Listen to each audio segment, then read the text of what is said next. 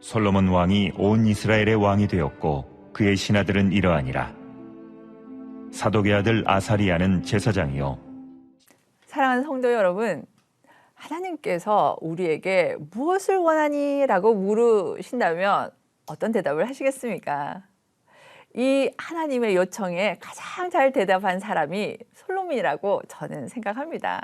열왕기상 3장에서 솔로몬은 하나님께서 무엇을 하여 줄까라고 질문할 때에 그는 하나님께 자신을 종으로 말하며 자신이 작은 아이와 같아서 알지 못하니 왕이신 하나님께서 백성을 잘 다스릴 수 있는 지혜를 달라고 그렇게 답을 했습니다. 그 대답이 하나님의 마음에 쏙 들었습니다. 하나님을 이스라엘의 진정한 왕으로 인정하고 백성들을 주의 백성으로 여기고 자신은 주님과 주의 백성을 섬길 종으로 그렇게 구한 지혜였습니다. 얼마나 겸손한 자세입니까?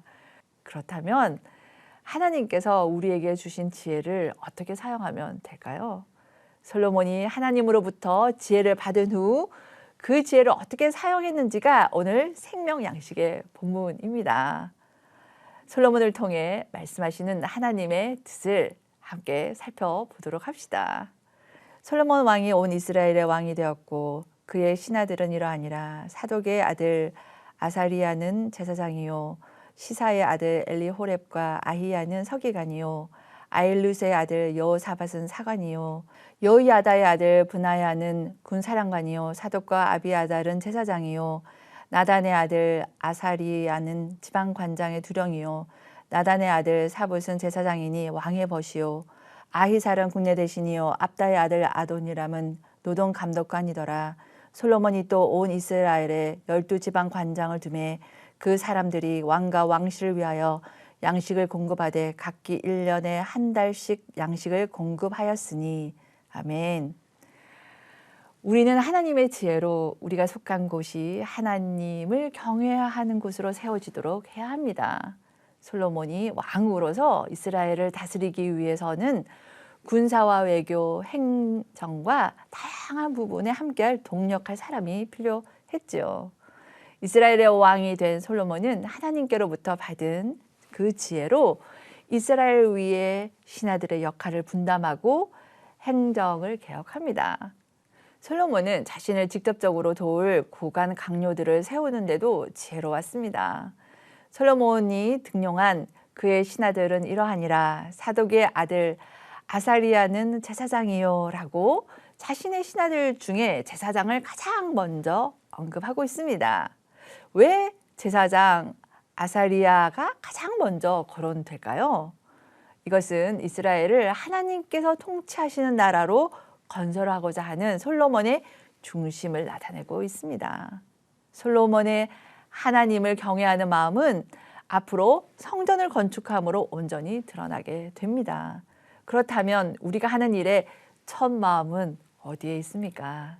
하나님께서는 우리에게 주신 하나님의 지혜로 우리가 속한 곳이, 우리가 맡은 직장이, 가정이, 그리고 교회가 하나님을 경외하는 곳으로 세워가기를 원하십니다.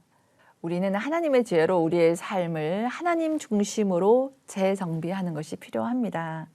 솔로몬은 왕으로서 신앙과 삶, 정치와 경제, 군사 등 모든 영역에 필요한 사람들을 등용하고 적재적소의 사람들을 배치하고 일들을 맡깁니다.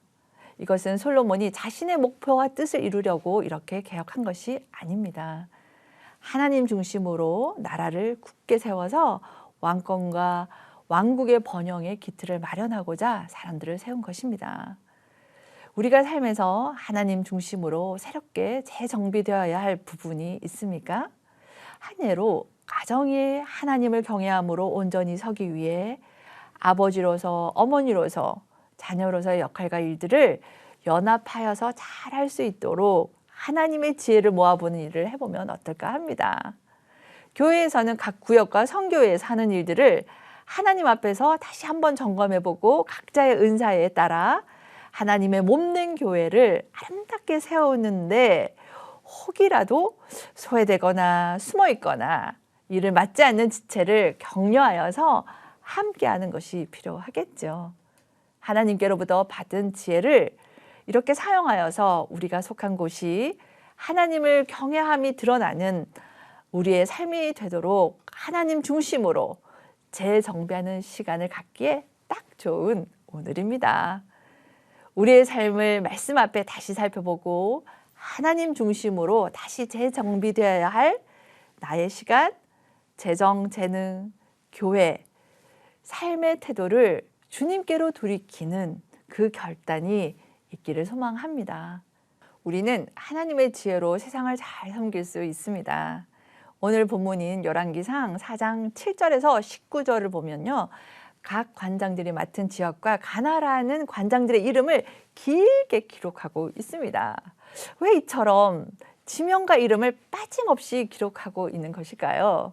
이것은 솔로몬이 하나님께서 주신 지혜를 따라서 이스라엘 전체를 잘 다스리도록 최선을 다해 섬세하고 상세히 개혁하는 모습을 나타내는 것입니다. 그 결과 세워진 관장들은 각기 자기들에게 맡겨진 지역을 책임지고 1년에 한 달씩 왕과 왕실을 위해 필요한 물자를 조달하여 솔로몬의 통치와 나라를 다스림에 필요한 것들을 공급하게 되었습니다. 이와 같이 솔로몬은 사람을 세울 때에 그들에게 책임과 사명, 관할하는 역할을 제대로 맡겼습니다. 그리하여 왕권이 전국에 미치고 나라 전체가 안정되도록 한 것이죠. 솔로몬을 통하여 이스라엘 전체가 질서 가운데 든든하게 세워져 가도록 행정체계가 개혁된 것입니다. 우리의 삶과 가정, 직장에서 하나님의 지혜로 사람을 세우고 역할을 맡기는 일들을 하고 있나요? 우리가 사회적으로 속한 곳이 안정되고 잘 세워져 가도록 우리는 하나님의 지혜를 잘 사용하는 하루가 되도록 합시다. 그리하여 하나님의 나라가 우리 가정과 직장과 교회 속에 평안으로 유지되도록 우리가 드림이 되어서 하나님의 지혜가 빛나게 드러나는 저와 여러분이 되기를 소망합니다.